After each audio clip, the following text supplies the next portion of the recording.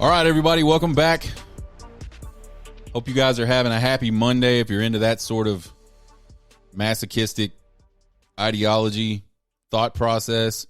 This is the Horn Takes podcast, your very rough around the edges Texas sports talk destination. I'm your host, Sean Redfern. It's Exaggeration Monday. We'll do our Trace Otra games recap for week 11 today. We'll have a lot of drunk Sean thoughts on the team and the win against TCU. We'll go around the Big 12, see what that Big 12 championship game race looks like at this point. Check us out on Monday, Tuesday, Thursday, and Friday. Generally 12 noon, sometimes a little earlier. Just depends on how the day is. We'll be on YouTube. We throw these things up on Buzzsprout. Check us out on Twitter, TikTok, and YouTube at Horn Takes. If you just like to listen to podcasts, you can listen at horntakespodcast.buzzsprout.com or anywhere you listen to podcasts, Apple Podcasts, Google Podcasts, Spotify, we're there. Trace Otra games, week 11. Let's recap it. We were 20-10 coming in, and we were shooting for 4 straight weeks of 3-0 coming into this weekend. Thought we dodged a huge bullet last weekend. Thought we might go 0-3 last weekend. I was pretty confident about this weekend. Let's see how we did. First game up was number 3 Michigan at number 10 Penn State. Man, we talked about how we thought the home field advantage for Penn State would keep this game close, but they're just not a good football team. Like, give me J.J. McCarthy over this Alar guy from Penn State any day. He looked terrible against Ohio State. He might have looked worse against Michigan on Saturday. We had Michigan winning this game 24-17. We were in a Alar 2-point conversion pass away from being perfect on this one. 24-15 was the final. Folks, we got to talk about this Big Ten lack of athleticism at some point. We're going to have to do that sometime on this show. That game was terrible. It was awful. We'll talk about it some other point. So we're 1-0 right now. Game number 2, number 13, Tennessee at number 14, Missouri. Big question for us in this game was, can this Missouri team come off of a game against Georgia where they went into Athens and played a hell of a game, pushed Georgia to the end of pushed Georgia, gave them all they wanted. Could they come back home and get recharged emotionally, physically, spiritually? Maybe. Could they get back to being ready to play a football game against a pretty good Tennessee team a week later? I thought the home field would keep it close, but I felt like Tennessee would win this game in a shootout. I had Tennessee 33-30. Missouri just absolutely skull drags Tennessee at home 36-7. Congrats to Tennessee, or excuse me, congrats to Missouri. That's a hell of a win. I don't think a lot of people expected that. So now we're 1-1, headed into the rubber match. We got number 9, Ole Miss at number 2, Georgia. We said Ole Miss probably has a puncher's chance because they have a pretty good offense. But I also said I like Georgia to start being impressive at the right time. We talked about how all season long, all Georgia's done is just go and win games, but they haven't looked like a dominant football team in most of those wins. But I felt like this was the time of year they're going to start putting it all together at the right time. Boy, did they. I had Georgia winning this one 38-23 over Ole Miss. Georgia trounces Ole Miss 52-17 between the hedges. 2-1. We don't go perfect, but that's the way it goes sometimes. That brings our season total to 22-11 on Trace Otra games. I'll take it. We had a really rough start, folks. We had a lot of 1-2s to start the season. All right, Drunk Sean thoughts on this TCU game. First thing I can say is, man, Texas found a way to win it again. I don't know how many times this team can continue to do what they do, but they somehow just managed to come out roses on the other end. We had Texas winning this game 34-15. And we weren't even close. 29-26 is the final. Texas scores 3 points in the second half. Man, again, Texas goes into the locker room up big. How many times have we said that? How many times has Texas gone in to the locker room up big in the last 3 seasons? I don't know the exact answer. I'm working on it. It's a lot. It's got to be.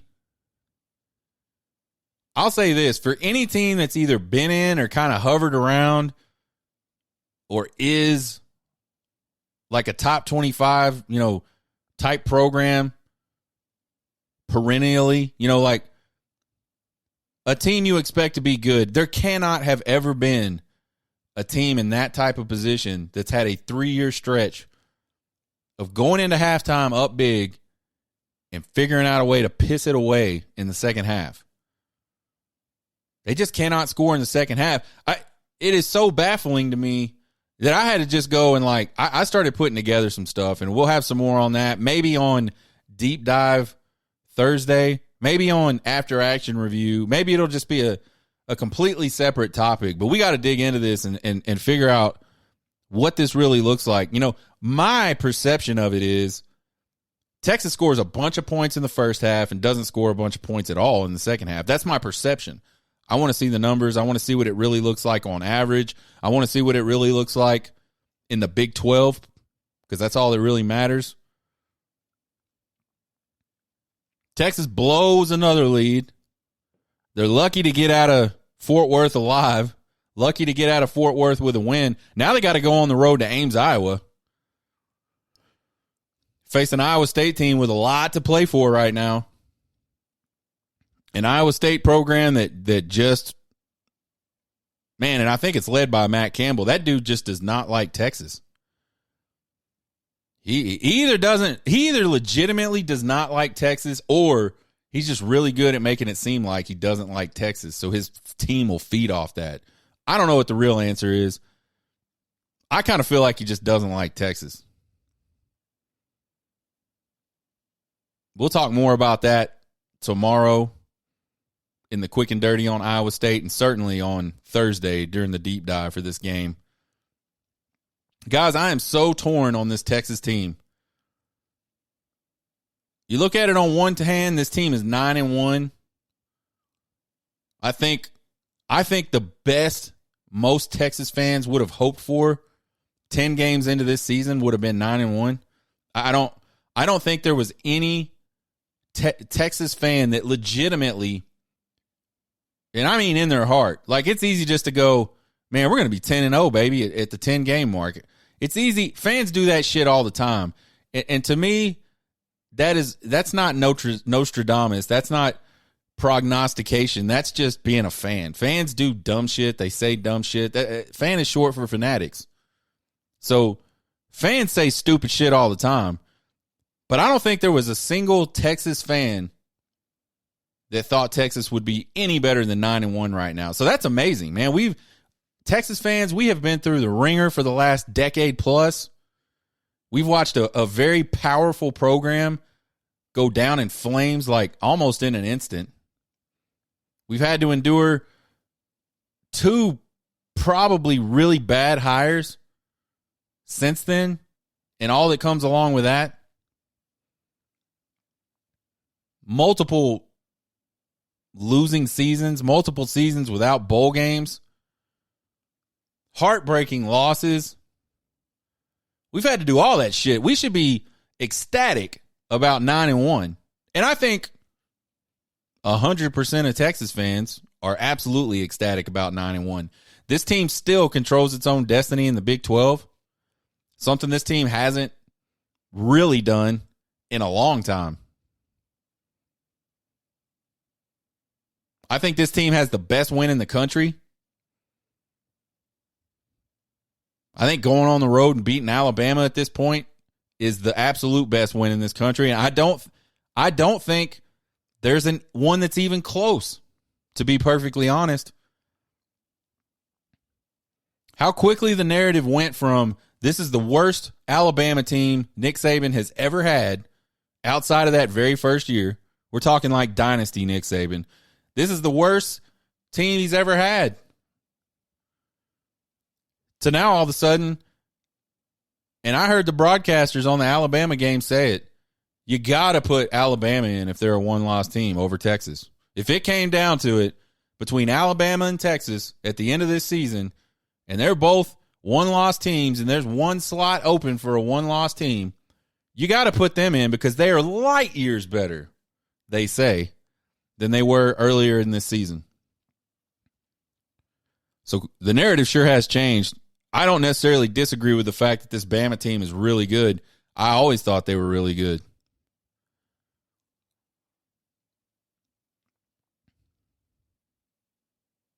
So Texas certainly has the best win in the country, which, again, that's something to be proud of.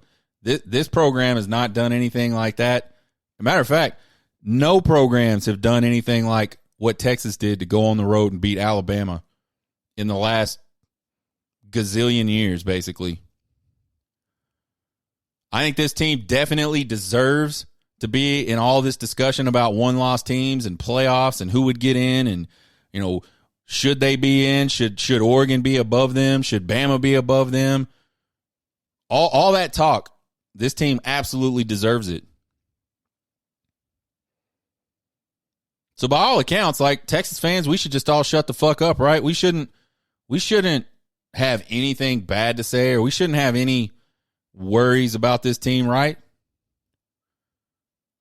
Wrong. So on the one hand, you had all that really good stuff, which is all really good stuff. Love it. But then on the other hand, I feel like this Texas team has probably been the least impressive one-loss team for weeks. And sure, we have had some injuries, some very key injuries. And not just offensively, we've had defensive injuries. We've had a ton of injuries this year, and this team has been fighting through injuries basically since the Wyoming game.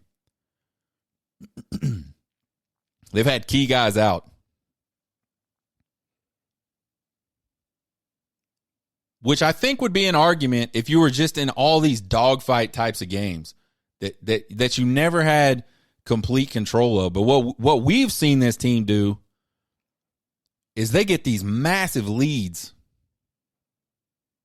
and then they just can't finish. They cannot finish off inferior teams.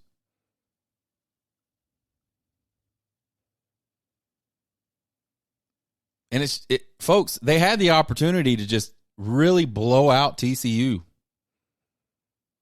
They had the opportunity to just really blow out Kansas State. They had the opportunity to just really blow out Houston. And they just could not do it. And that's a problem. And that's not impressive. Style points matter. We don't have them right now. So I told you guys I did some prelim statistical analysis. I just started it. When did I start it? Yesterday afternoon. This team this year already has 6 second half quarters where they got shut out. 6 in 10 games.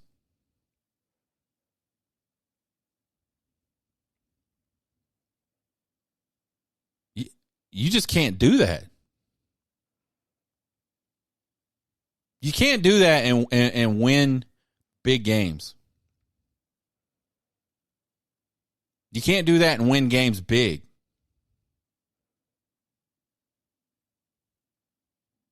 This team gave away a game to an OU team that let's be frank about it. They're just not that good. They're talented. To me, they're a lot like Texas last year. Talented. When things go right, man, they can drop some points on you.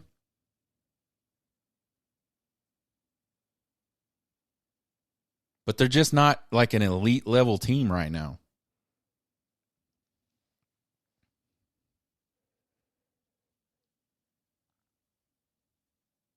So I think Texas fans, there's a lot of stuff for us to be happy about. There's also a lot of things we should be concerned about.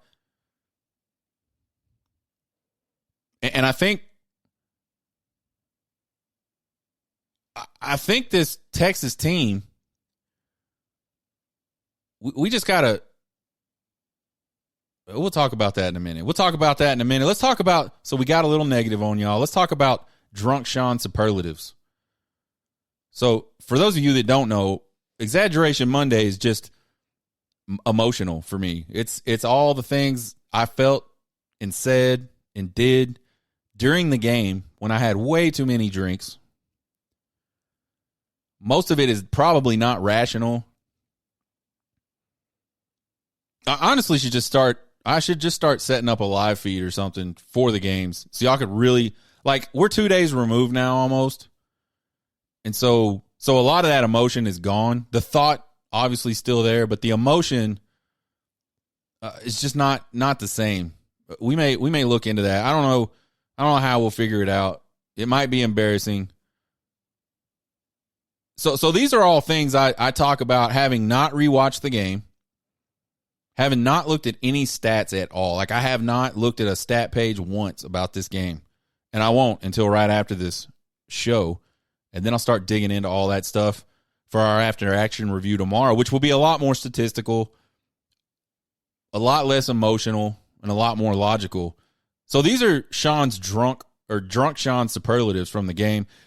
Man, number one, huge effort by Jay Witt on that interception. And by the way, also Xavier Worthy. Jay Witt gets the praise because he ran that shit down, caused a fumble. But Xavier Worthy, and I didn't realize this during the game. So I saw a tweet this morning that showed a picture of Xavier Worthy on the field when the ball was intercepted. He was under a TCU defender. Don't know how, don't know why. It's just what happened. And so while Jay Witt's running down the field to try to catch this guy and hopefully just make a tackle, Xavier Worthy's also running down the field trying to do the same thing. Jay Witt gets the strip. Xavier Worthy falls on it. Hell of an effort play by both of those guys. And I'm saying this about Xavier, and there's never been a question about Jay Witt and his effort. I think he's just been a guy that's been hurt his entire career at Texas. He's kind of struggled to find a role. He's kind of struggled to be a consistent sort of contributor to the stats that we see, in the stat lines every single week. But he's always been a guy that's going to hustle his ass off. He's always been a guy that's going to lead. He blocks, man. He is a blocking machine on the edge. The effort's always been there for Jay Witt. I think a lot of people, and maybe it was overblown by a lot of people last season, but a lot of people, including myself, felt like Xavier Worthy wasn't putting in a lot of effort at certain times last season. And I'll tell you what, man, he has had a season this year where you can tell that young man's grown up. And so kudos to him. And it's not just Worthy. There's been a lot of guys that have had this same sort of transition where they've completely bought into the culture there at Texas. That was a huge play. T'Vondre Sweat on literally every play. That guy, I know we talk about him like every single week. T'Vondre Sweat is like, if that dude does not get drafted in the first round, I don't know what NFL teams are looking for. I don't know that I've ever seen a dude that big be that quick and that disruptive. Jonathan Brooks, long pass reception, huge. We've said it before. Jonathan Brooks is the catalyst of this offense. He did it again. He just makes plays. Jonathan Brooks just makes plays. Vernon Broughton had a big sack in this game. Drunkshawn's pretty sure it was the one that set up the 56-yard field goal. Someone got held on the play. They declined it. And then this guy from TCU. And I swear to God, I heard the announcer say at some point that TCU has struggled on field goals like all season. And then this freaking kid like absolutely destroys one right down the middle from 56 yards. I saw some guys on Twitter like, you know, kind of complaining that Steve Sarkisian did not take the penalty there. And man, I got to be honest, I'm okay with that. If the options are give them another play offensively or let them attempt a 56-yard field goal, I think you go with 56-yard field goal every single time. The only exception may be late in the game when they're either down by 3 or a field goal wins the game for them. Any other time, I'm down with it. Force a 56-yard field goal. Christian Jones for the false start that forced Sark to kick a field goal finally inside the 5-yard line, 10-yard line, whatever. I think that field goal, you know, at that point in the game, it doesn't make a difference in the game. But through those 3 points, any 3 points in the game were a difference in the game. But that's a situation where Sark might have and was going to just go for it again. So praise up to Christian Jones. Worthy and Mitchell, we just talked about Worthy. Mitchell had an amazing game too, receiving. Sanders had a couple of really good catches in this game. Jahdae Barron was just around the line of scrimmage doing Jahdae Barron things the entire game. A lot of stuff to praise off of this Texas team. Now let's talk about these blown leads. I don't know how much more any team, but we'll just worry about this Texas team can flirt with these kind of losses or these kind of yeah. How do you just keep? You just cannot keep flirting with these types of losses and not get burnt. At some point, like probability says, you're going to lose one of these. It is not probable that you can continue to do risky things without suffering the consequences of doing risky things. And the way this Texas offense and the way this Texas team plays in second halves is very, very risky.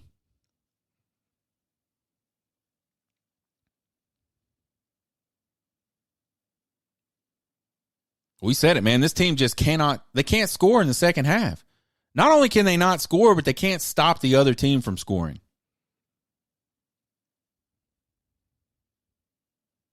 They got to figure this shit out, man. Like, again, we talked about all the really awesome things about this football team.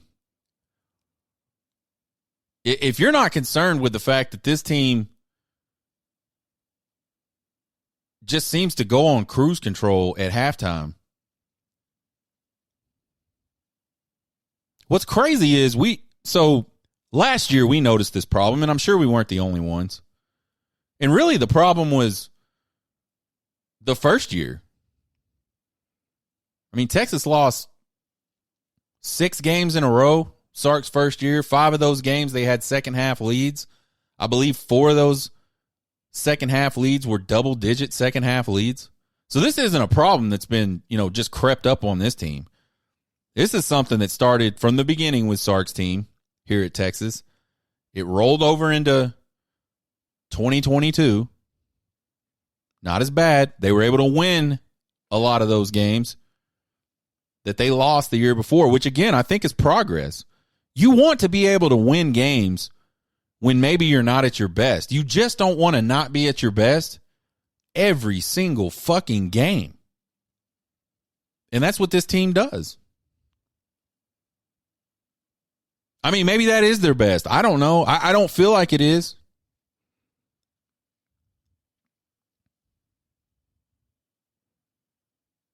And then we start out this year, and we couldn't score at the beginning of the game. I think Texas went, it was 2 games for sure. It might have been 3 games in a row where they scored like 21 points in the fourth quarter of games.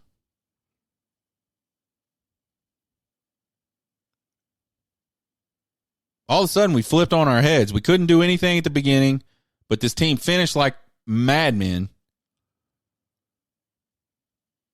And Sark says, well, maybe that's because we preach finishing all year long, all off season long, which that's fair.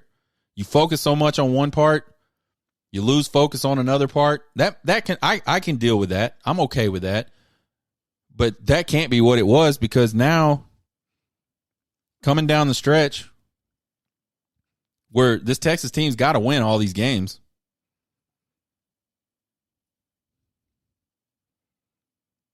We're seeing 2022, 2021 all over again.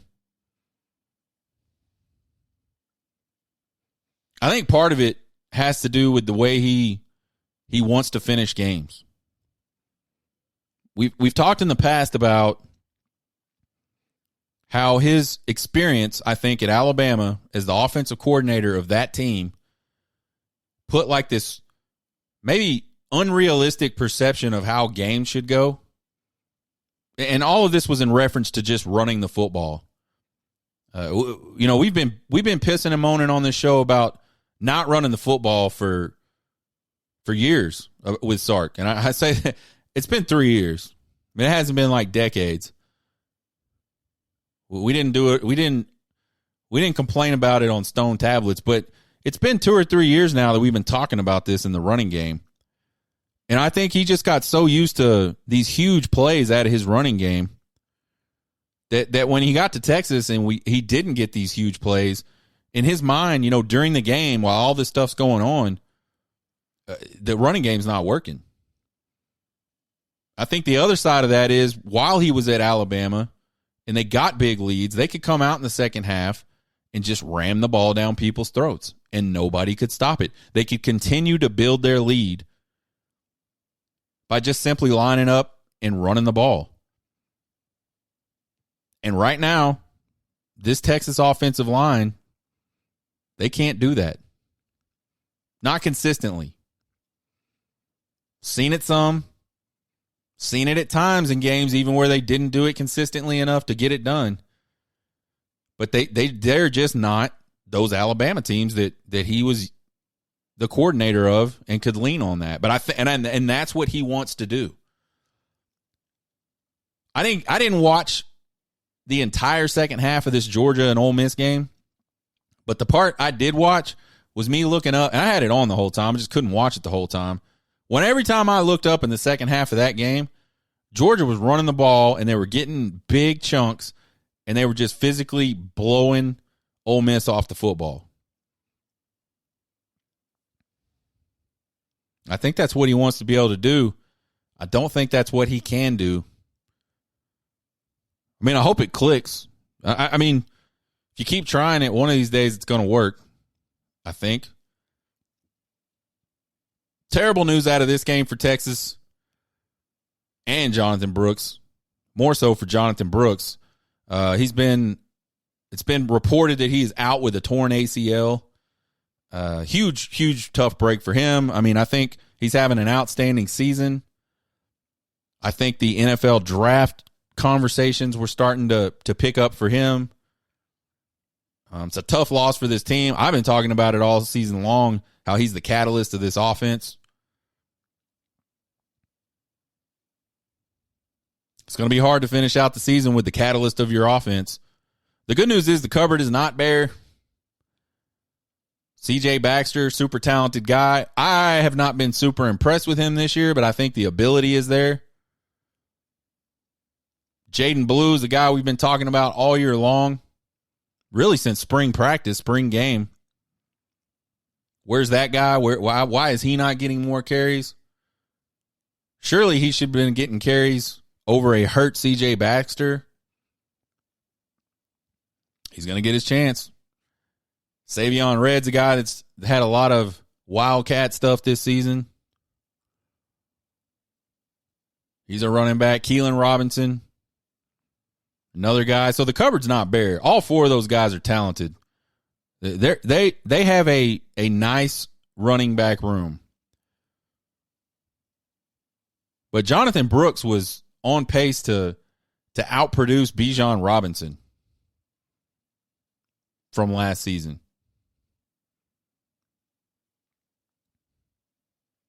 So a big loss for Texas. Obviously, hope the best for Jonathan Brooks. He'll be having surgery, I'm assuming, if he hasn't already, here pretty quick. Probably just waiting for the swelling to go down. I don't know if they still do that. That used to be a thing. I think finally, this team kind of reminds me of the TCU team from last year. Lots of talented experience. They just keep finding ways to win games. I kept saying last season, this TCU team deserves all the accolades they're getting. They deserve to make it to the playoff. They deserve to be in that conversation. I didn't think they were good enough to be in that conversation. Like, in real life. There's a difference between deserves, which they absolutely deserved, and can compete. And I think we all saw what happened in the playoffs. Yeah, they got to win against Michigan. It took 2 pick sixes for them to beat Michigan. And then Georgia just, and I don't know that there's too many teams that Georgia wouldn't have done that to, but you could tell they just did not belong in that game. I don't know if that TCU team had to deal with the same type of injuries that this Texas team has had to deal with. I kind of figure they haven't and didn't.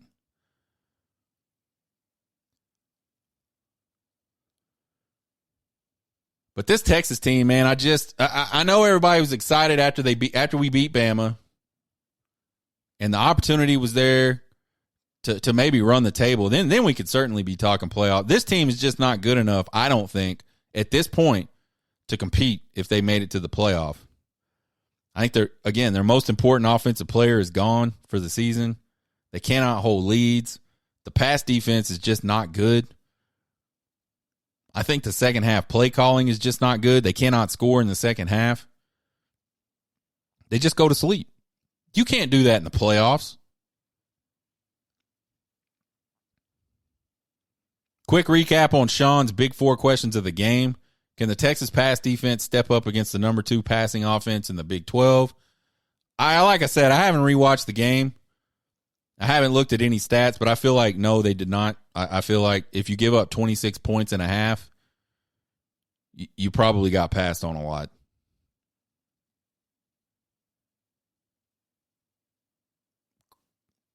Question number 2 was, who starts? This was like, I wrote this down the morning before it was announced that Quinn Ewers would be playing and would be starting. So then I kind of flipped my question to, okay, well, if it's Quinn, does he finish?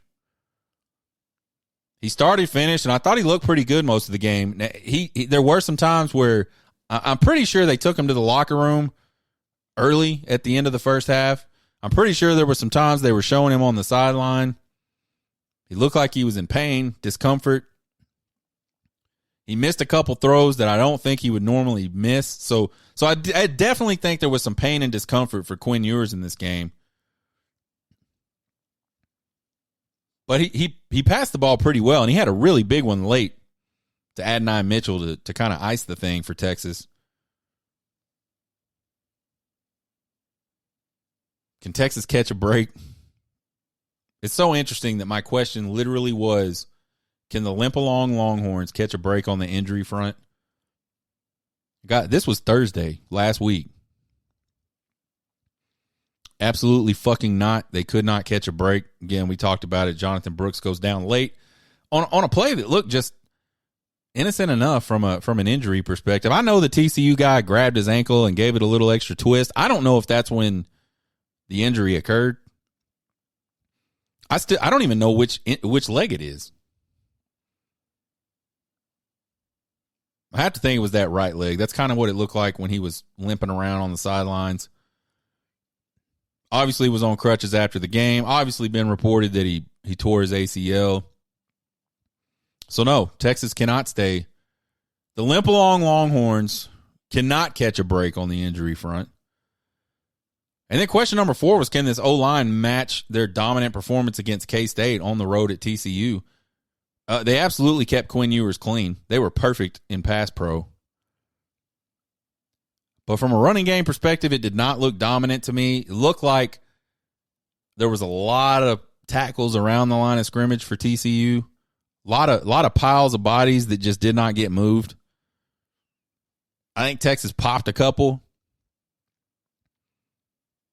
Just seemed like watching this game, and again, we have not rewatched it. We have not looked at stats, that the running game did not perform very well in this game. And I think you look at it, it all starts with the offensive line. Around the Big 12, what does the Big 12 playoff or Big 12 championship game look like now? Well, coming into the weekend, it was crystal clear. It was Texas and Okie State. All they had to do was win out. It's muddy again now. Texas is sitting alone at the top. Still not out of the clear, though. Oklahoma State had a chance to stay up there tied for first place, but they got absolutely thumped by Central Florida in a monsoon. Central Florida ambushed Oklahoma State. I mean, if you didn't get a chance to watch that and you have a way to go back and watch it, wow. Oklahoma State did not look like a team on the up and up that had any chance to play in any conference championship game in that game. They're now sitting in a 4-way tie for second with OU, K-State, and Iowa State. The outlook heading in is really Texas. For Texas, you just got to keep winning, and they absolutely have to beat Iowa State. If they do not beat Iowa State, folks, Texas is not in the Big 12 championship game. It does not matter what else happens. So a game, I think, you're 4 or 5 weeks into the season. Nobody's looking ahead to this Iowa State game and thinking this is a game Texas is going to have to win to make it to the Big 12 championship game. But it absolutely is. Oklahoma State already has wins over OU and K-State, so they need ISU to lose, and they need to win out to get in. K-State and Oklahoma both need to win out. Hope Oklahoma State drops another game. And then for Kansas State, Oklahoma would have to drop another game as well. I don't think it's likely that Oklahoma State's going to drop another game. They got Houston and BYU, but shit, man, I don't know that anybody. I mean, are Houston and BYU really any worse than Central Florida has been so far? I don't think so. So who knows what the hell is going to happen? I still kind of think it's going to end up being Texas and Oklahoma State. Just a few random sports thoughts, random college football thoughts. 4-star cornerback Wardell Mack, a guy that committed to Florida earlier this year, a guy that was really high on Texas. He's out of Louisiana, but he's always been high on Texas and Florida for some reason. Commits to Florida, and we talked about it when he committed, especially with Florida maybe not going to have that great of a season this year. We thought, man, if Texas can stay in touch, keep those lines of communication open, this might be a guy they can flip. Well, they flipped him last night. This he's a 4-star, one of the best cornerbacks in the country. Huge need position for this team. One thing that Mac Brown did and Dwayne Akina did is they just recruited a bunch of really good athletes at defensive back. And they started those guys out as safeties. Got them experience. And then they started playing corner.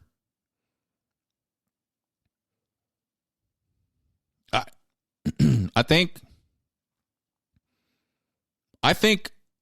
one big weakness in Steve Sarkisian's recruiting to this point has been the secondary, and it shows on the field. As many dogs as they can get, as many athletic guys as they can bring in, all the better. Let the cream rise to the top. Big flip for Texas. Kobe Black is still out there, a 5-star. One of the highest rated prospects left that has not committed. Supposedly he's coming to Texas. That's what all the crystal balls say. We'll see. But that'd be big to have a class with those two guys in it. Jimbo Fisher is finally fired from Texas A&M. We talked about this, I don't know, maybe 2 or 3 weeks ago, how it was starting to get restless down in Aggieville. And we just thought this was coming. The craziest shit about this whole thing is Texas A&M has to pay this man over $75 million to leave. And when it's all said and done, they're going to be well over $100 million down the hole, down the shitter in their investment of Jimbo Fisher. And they have won absolutely nothing. Jimbo Fisher, if I was like in the coaching world, I would be like hiring Jimbo Fisher's agent immediately. I don't know how he got that deal. Just goes to show you how stupid otherwise smart people could be. Somebody, I don't know if it was Ross Bjork, said the reason we paid him for 10 years is because we couldn't lock him up for 15 years. Thank God you couldn't lock him up for 15 years. Holy shit.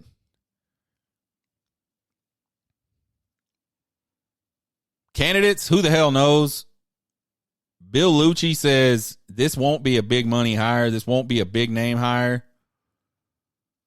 Supposedly they're looking at guys like Elko at Duke, Leipold from KU, Traylor from UTSA. I've heard Cliff Kingsbury's name. Probably since Lucci said it will be a big, huge splash hire. That dude is like consistently wrong. There's a Deion Sanders campaign picking up steam. We made jokes about that a couple of weeks ago, 2, 3, 4 weeks ago, when we talked about this whole Jimbo Fisher probably going to be out at A&M by the end of this season. I don't know if I mean, there's a lot of these big, like Stephen A. Smith is all on the bandwagon. Send Deion's ass to Texas A&M. He ain't never going to be able to recruit at Colorado like he could recruit at Texas A&M, which I find funny because, I mean, maybe just a few weeks ago, all these guys were on Deion Sanders, all behind him. He's going to recruit. He's going to do so great. No, he's not. And that's what I said, and I've been getting beat up for months for it. That's fine. We'll keep rolling. I don't really feel like Deion to Texas A&M is a realistic thing. I don't think his son can transfer again for free. And by for free, I mean without sitting out. Travis Hunter, I don't think can transfer again for free without sitting out. And honestly, I think those are the only two people on that roster that Deion Sanders legitimately gives two shits about. I don't think he's going to do that. I think that the cult of Deion and the cult down in Colleyville, if they were to mix, the all that shit they said about Cerna, turning that collider, that super collider back on, if Deion Sanders went to Texas A&M, like all that shit would actually happen. I mean, you talk about like just the biggest clash of underlying ideology. Like it's never going to happen. I will be shocked as hell if that thing ever went down. I don't think it's going to happen. We'll see. Word on the street is that someone has already told them no. I don't know who. I don't know under what context. That's just what I had heard on some college football message boards. Real quick before we wrap up the show, we got to talk about this Washington player that dropped this ball on the 2-yard line as he's running in for an interception. Why does this keep happening?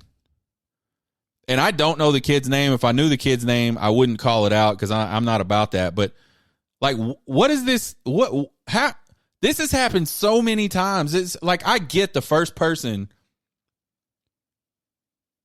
that excitedly was running into the end zone and just dropped the ball too soon. I get that. Like, man, that's a rough mistake. How in the hell do people keep doing it? It's like a group of dudes like 50 dudes standing next to an electric fence, and they all just sit there and watch individuals step out of the group to piss on this electric fence, and they don't learn from it. It's like a group of people standing around a hole, and when someone jumps into the hole, they don't come back ever. But yet people just keep jumping into the fucking hole because they feel like there's something different going to happen. How in the hell today do you run down the field in any capacity to score a touchdown and drop the ball 2 yards short of the end zone? What? How hard is it to just run to the back of the end zone with the football in your hand? I mean, not only is this like an incredibly stupid play every single time it happens, but that kid he could have cost Washington a spot in the college football playoff. If Utah wins that game, and at this point in the game was close. I think it was a one-score game. If Utah somehow won that game, I think Washington's out of the college football playoff picture. That's second. And that was an opportunity for them to completely ice it and be done with it. I just don't get it, man. Somebody help me understand.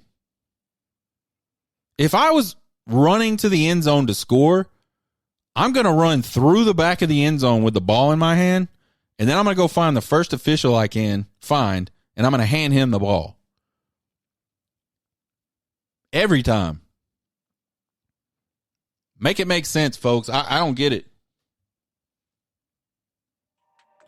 Join us tomorrow at noon for the After Action Review. We may or may not have Mike Harge from AM 1300 The Zone and from Texas Sports Unfiltered. We had him last Tuesday. The recording went all to shit. So we're going to try to bring him back on. And we were having a really good conversation. I enjoyed it. Hopefully we can get him on tomorrow. We'll do some more random college sports thoughts. We'll do the quick and dirty on this Iowa State game coming up. Check out the podcast anywhere you listen to podcasts. You can check us out on Twitter, TikTok, and YouTube at Horn Takes. Please follow and subscribe. Won't cost you guys a thing. We appreciate the support. You can email me at horntakespodcast@gmail.com with all your questions, comments, concerns, and criticisms. I love them all. It's a new week. Keep your horns up. Y'all get hooked.